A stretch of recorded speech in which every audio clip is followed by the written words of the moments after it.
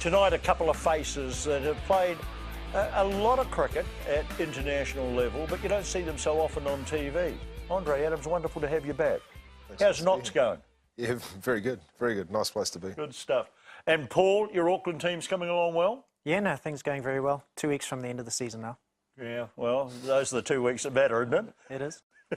Can we look first at your thoughts on the Test match? Did we do better than you expected us to do? Not really. I think, you know, coming from the Test match in Tasmania, there's an expectation to do well against a good side. Performed pretty well against Zimbabwe. So, for me, it was neither here nor there. Like I was expecting, I would love to have seen that last day, because I think New Zealand started to handle the pressure a lot better, and then you started to see South Africa not fade away, but maybe panic a little bit in terms of the lack of penetration against two quality batsmen, when there's been a lot of talk about how good their fast bowlers are. But on a very slow deck, like, you know, you'd see in probably the subcontinent, they struggle just like our bowlers did. But the guy that you would have been most pleased about is the old man from Auckland. Gee, Martin bowled well, didn't he? Yeah, Chris. I mean, he bowls a lot of confidence against South Africa. I think he's got Callis and Smith out 6-7 times each, and he's got most of his wickets against them. I don't know if it's just his method and how he sets up, but you know, they obviously have to work out that he's someone that they've got to watch out for. And those 3 wickets, those 3 wickets and 4 balls, really did set New Zealand up, and I think they'll be a little bit disappointed they didn't take advantage of that. And when you look at that catch by Taylor, it was a ripper. Oh, that's a screamer. He snaffled it. Yeah. I mean, to come back into the side and to pull off a catch like that, you know, it was a real signal of intent for me. You know, he was really in the game, and you know, we've been missing him. He's our captain, and he's, you know, a fantastic player, and we need him to perform. So Andre, here he is, probably older than you. Why aren't you there? Because you've always had the ability. My struggles with braces have been well documented. You know, it's no longer, the story's not really about me anymore. But you know, either to me I was good enough or I wasn't, and you know, I never really got told that answer. So I guess I got angry about things, and then you know, I was lucky enough to be given a chance at Notts with Flem, and I took that, and you know, my opportunities there have been tenfold what I'd have here. Top wicket taker at Notts, you know, we could have used you. But listen, we're going to talk more about that in the second segment, about both of you and what you're trying to achieve with Auckland. Bolt, what did you think of the line that he bowled to Smith? Well, it's all about patience. Look, I think Bolt, you know, he got in there, he was told to bowl channels, he was told to work hard. Smith's a great little, you know, he's a player that's been around for a long time. He was supposedly down in confidence. Came out, got a 50 and 100. Can't fault the captain for that. No, you can't. Is this what you should be doing, Andre? Bowling as wide as that to a player like Smith? To Smith, yeah. He struggles to hit the ball through covers. His technique is, he's very solid defensively and off his legs, and you know, he sort of nicks and nudges, and then he cuts okay, but doesn't drive through the covers very well. And left-handed, it is an area for left-handers that they can get out in, but to me, he's always struggled to drive the ball through the covers, and you see him play on and nick the ball behind off the inside edge quite a bit out there, and he looked horrible out there. Should he be playing the balls out there? Maybe not. Maybe he's looking to assert some dominance, but it was an area that maybe there was a bit of an ego versus a plan there. And that's why Martin gets him, doesn't he? The ball's going away from him, he ducks it away, and he's got, as you say, a great record against him.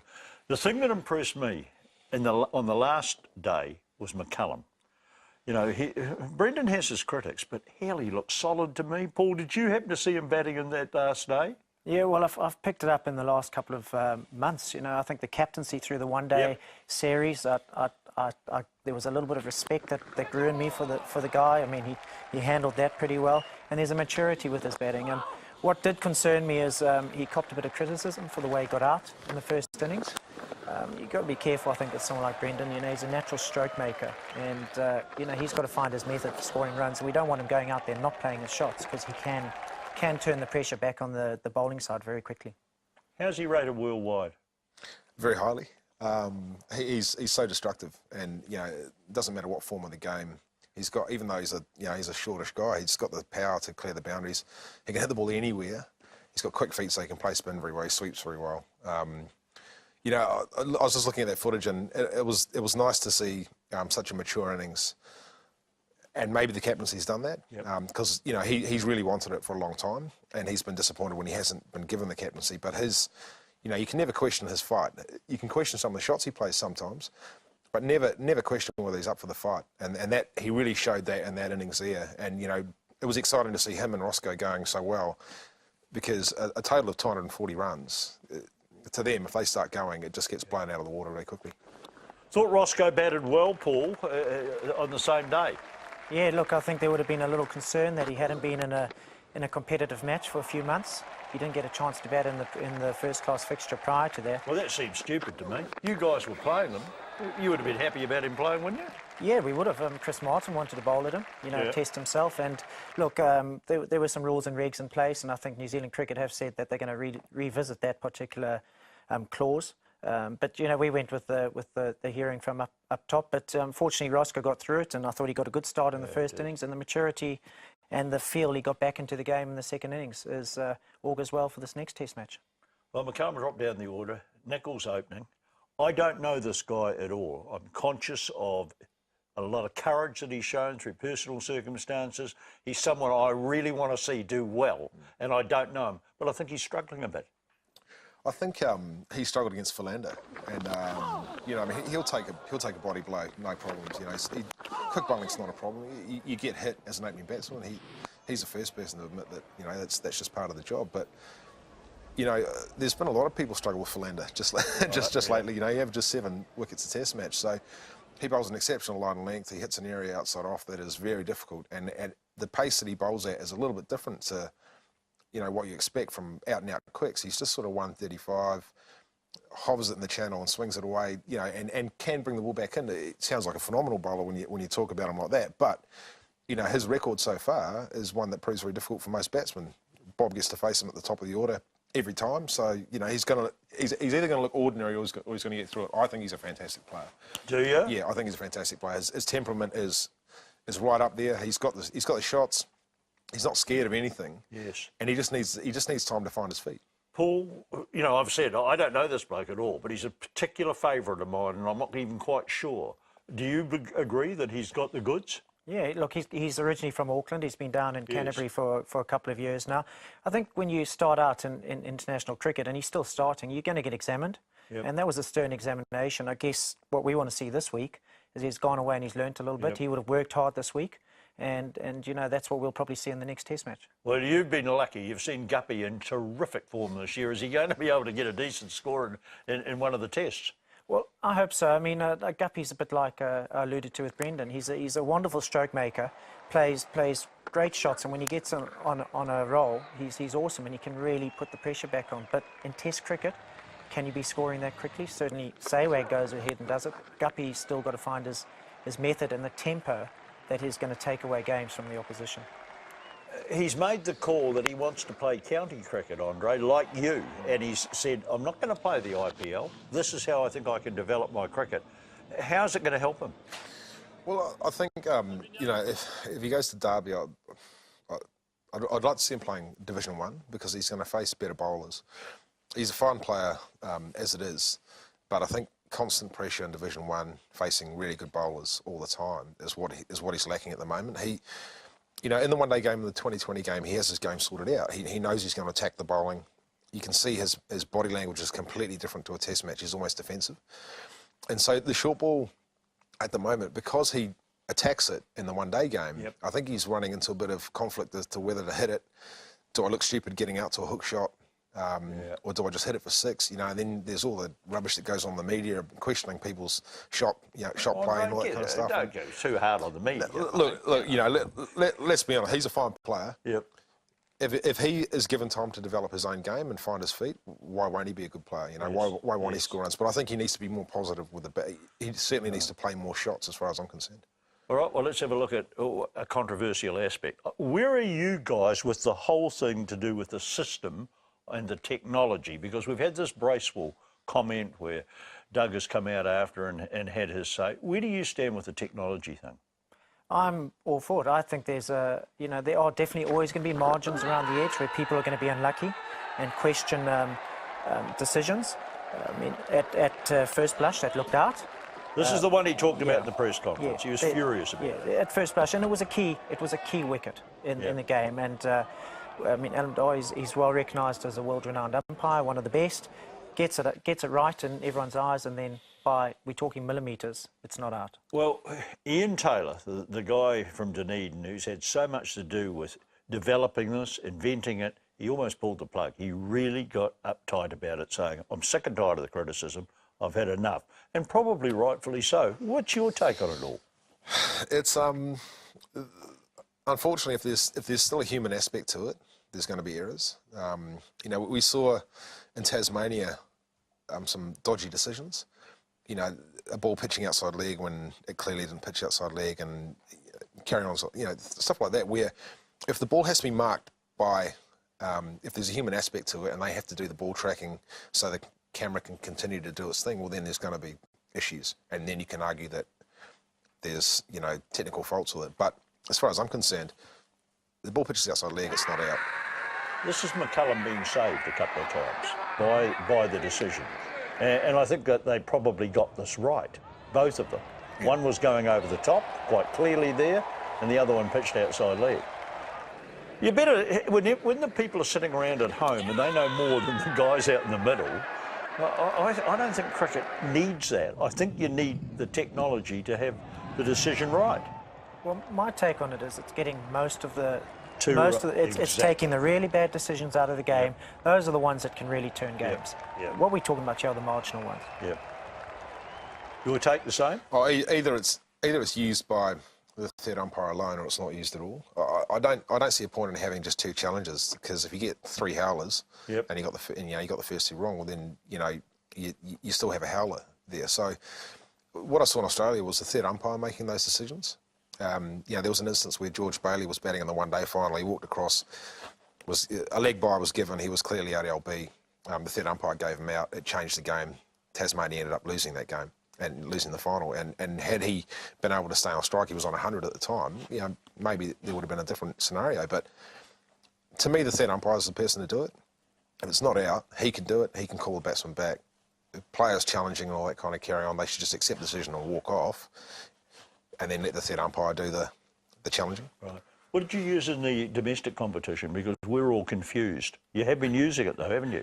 Yes, we have. What they decide in the domestic competition for televised games, and for starters, you know, there's always this, not every game's televised, so is that fair? But the umpires were allowed to go to their colleague in the third umpire if they wanted clarification on something. But once they threw it up to him, it was his decision alone.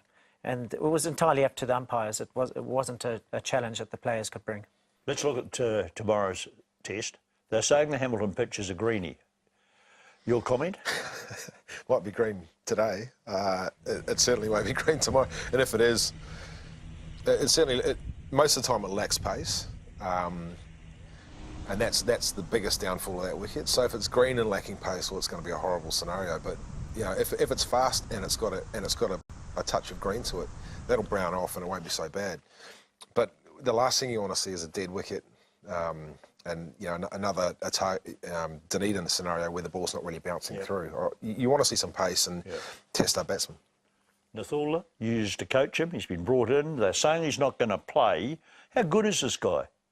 He's still learning his craft at that level. I rate Terran. I think he's shown promise through the one-dayers, and he would have got a lot of success out of that. I suspect, unfortunately, that he's been brought into the squad mainly as a net bowler because the South Africans have a leg spin of their own. Unfortunately, the balance of the team won't allow us to play two spinners with Dan there. I think if Dan's going to play, Terran's not likely to get a shot.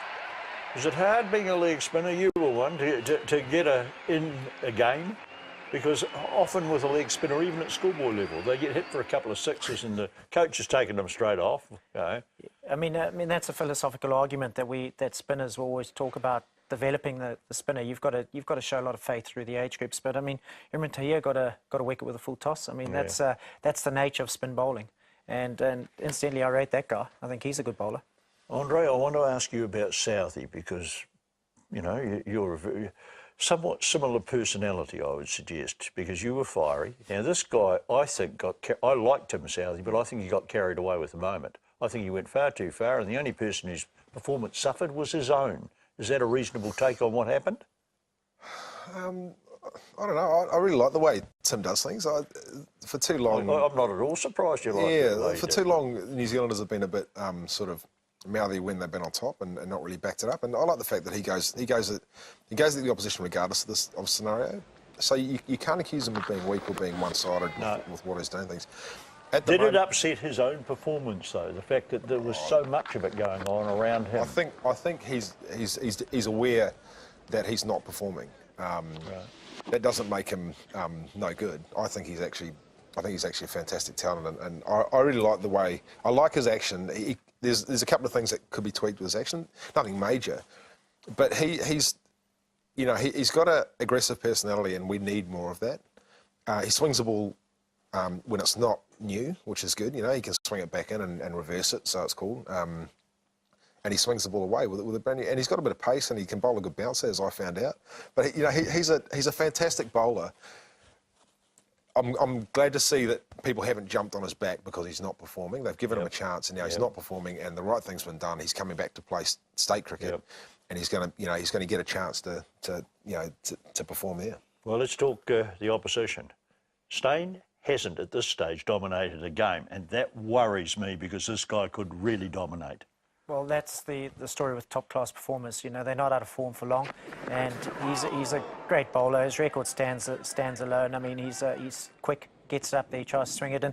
And I think the beauty of the South African attack is they all complement each other. Yeah, You've got Morkel, who's a bounce bowler, aggressive. You've got Steyn, who bowls full and swings it. You've got Philander, as Andre said, who just holds it out there, and then you've got the leg spinner. So there's no sameness about the attack. Yes. There's a lot of mental challenging moments coming up for our batters, and Steyn, who's apparently also out of nick, won't be out of nick for long, I believe. You played against Amler ever? I played with Amler. Yeah. Did you? Where? Yeah, and with Dale as well. So it's quite funny seeing them because Hashim was, so understated and a fantastic player. I enjoyed watching him bat. That shot there really summed up early season England. He didn't hit the ball unless it was under his eyes. And, he got a fantastic 100 at Trent Bridge for us and won us the game, basically. And he's a fantastic player. When I saw Taryn get him out with that quick leg spin, I enjoyed that because that's a good ball to get out a quality batsman. But Dale Steyn, when he, like Strangy says, if he's waiting to pounce and he pounces, it can be horrible because he has spells where he gets 4 or 5 wickets in a spell, and it takes the game away. And we got to another thing that could happen, Callis. I was pleased he got 100. Now, I know that's a terrible thing to say because you stop and you think about the great players. And if he'd gone through that series the way he had played in the ODIs, I'd have been disappointed. But I sat there and I was just amazed because, there's no emotion. It's just business. And that, at the end of the day, is what a true professional is about. Do you agree? Yeah, look, he's going to have a wonderful legacy as a world-class all-rounder. I suspect he's been carrying a niggle through this tour. I mean, there's talk about a sore back and not being able to bowl much. No, well, Neil he's a machine. And, we talk about a bowler with a golden arm. He does come on and break partnerships. But the way he went about, after first ball duck, a duck in the first innings, to actually go and get that 100 in the second, that's quality. And I think he's averaging 70 for his last 4 knocks, and that includes 2 or 3 noughts in there. So, that's a measure of the man.